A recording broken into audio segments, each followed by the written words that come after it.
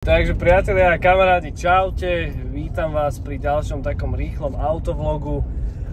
Ukážem vám samozrejme aj nejaké iné zábery, ale idem povedať, čo sa ide dneska robiť.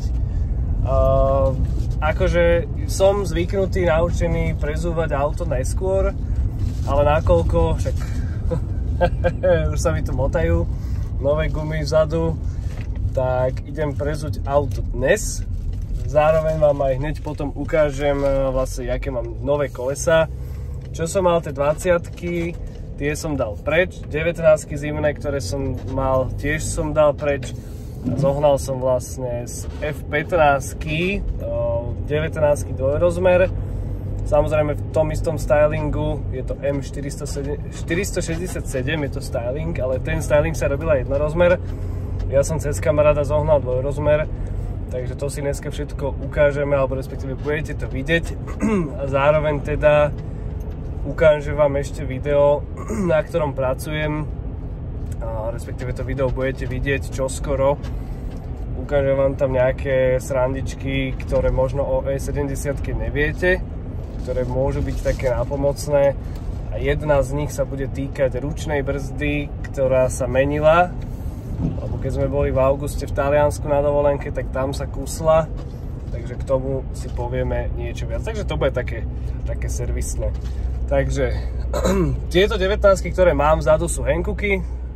Rozmýšľal som, čo kúpim, lebo výber bol rôznorodý.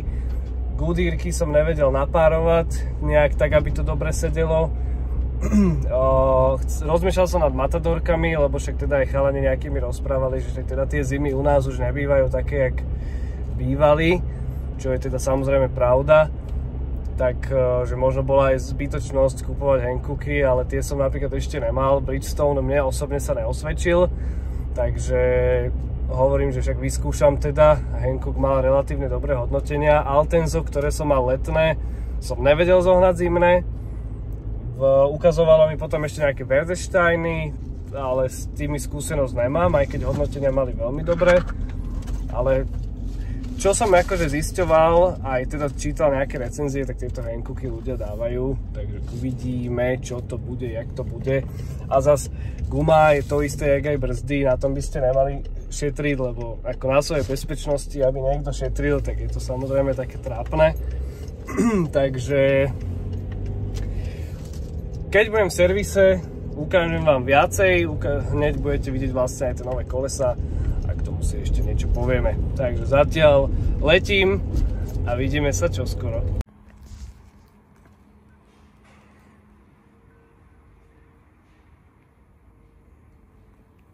Takže toto sú oni, M467 z F15-ky.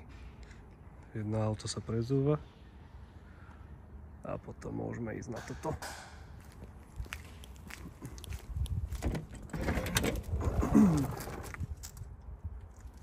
Gumy nachystané. Aj.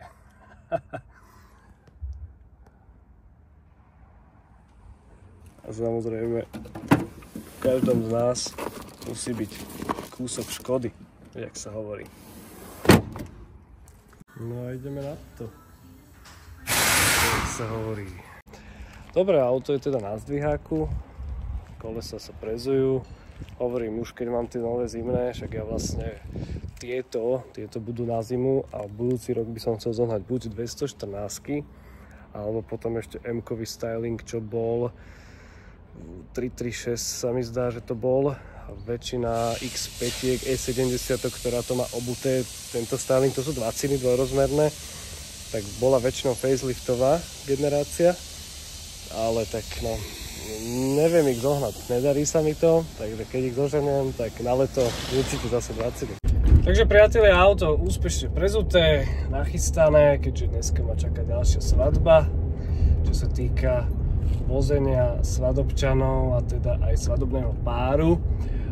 Ja sa budem snažiť vám cez víkend spracovať, alebo teda v čo najbližšej dobe video, ktoré vám chcem vlastne ukázať aj ohľadne nejakých vecí, že čo robiť, keď vám šklbne ručnú, alebo respektíve zakusne, lebo ako bolo to dosť také nepríjemné a keďže ma to stretlo na dovolenke, tak príjemne, o to menej to bolo príjemné. takže pokúsim sa to spracovať, ukázať vám ešte nejaké také vychytávočky a vlastne ukázať nejaké možno nové veci, ktoré by som chcel ešte doriešiť a teda aj zároveň ešte nejaké informácie ďalšie, lebo však teda po poslednom videu však teda robili sa zase na aute nejaké veci, takže niečo by som mal mať ešte poukladané, takže to by som vám potom aj ukázal. Dobre, takže takto zatiaľ opäť nejaké videjko, aby ste sa nenudili, aby ste mali nejaký update o tom, čo je nové a uvidíme sa opäť čoskoro. Tak zatiaľ sa držte, nech sa vám darí a čaute.